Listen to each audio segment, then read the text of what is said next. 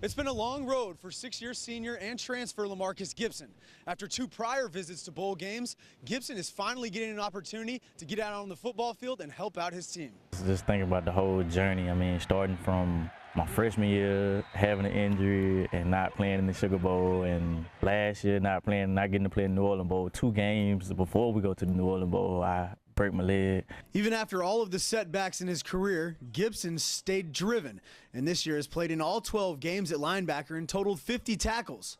While he has become a sturdy defender, it's his emotional play that goes above and beyond.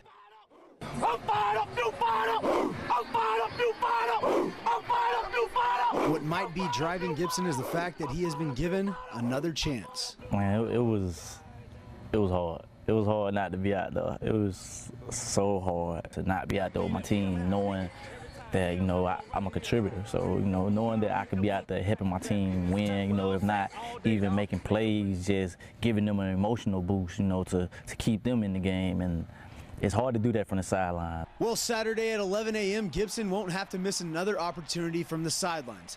The charged-up linebacker will be there for his team as they try to make school history.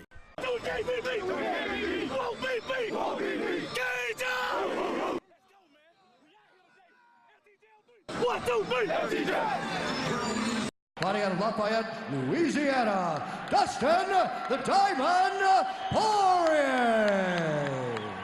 Dustin Poirier didn't have life handed to him on a silver spoon. Poirier's mother and grandmother raised him. It was not easy. He started fighting on the streets of Carencro at a young age. One fight badly beating a boy and landing Poirier a stint in juvenile detention, 3 months at a military boot camp, and in and out of court. I was running the streets, man, and hanging around with the wrong people and doing drugs and selling drugs and, living that kind of life.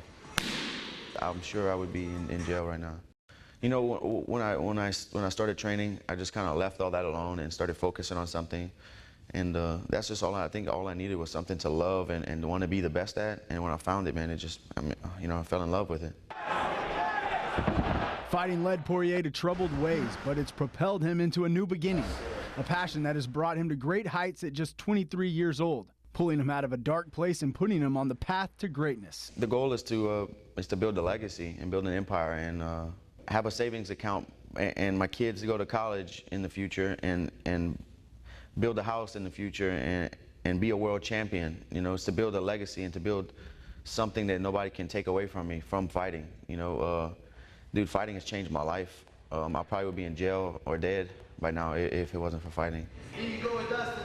And if not for Tim Crater, it'd be hard to imagine where Poirier would be as well. Crater is the first person in Louisiana to earn a black belt in jiu-jitsu and fought in the UFC for years. Crater opened Gladiators Academy of Lafayette and took it upon himself to help change a life and bring the young fighter on board. But before he made that decision, the two had a bloody battle that Crater still remembers like it was yesterday. I went in the bathroom and looked in the mirror. I went to take my mouthpiece out, and there's blood everywhere. So spitting blood all in the sink. I couldn't stop smiling. I was so excited to, man, this kid, say 18 years old, 17 years old. This kid's a monster.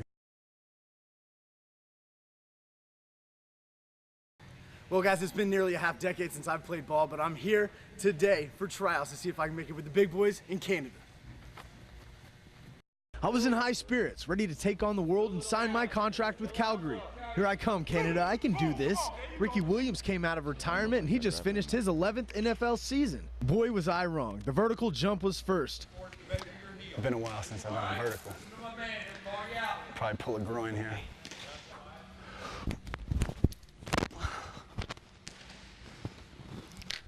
Never my strong suit, I jumped a 9/11, then it was off to the broad jump. First one, well, that didn't work out. Second time, I stuck it.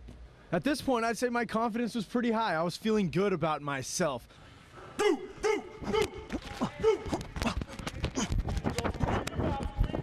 But let's be honest, this day is all about the Cajuns and some of these guys that are really trying to make football their profession. A lot of these guys are out here doing a good job. Lionel Stokes with the Cajuns had a heck of a jump, 9.2. Some other guys that are out here, Gettys, and also Chris Mason giving a shot to make it to Canada. My shot, not looking so good so far, but keep the faith, baby, keep the faith. I needed a lot more than faith on this day. behind your head. What the hell? Looking that way for? The receiver's right here.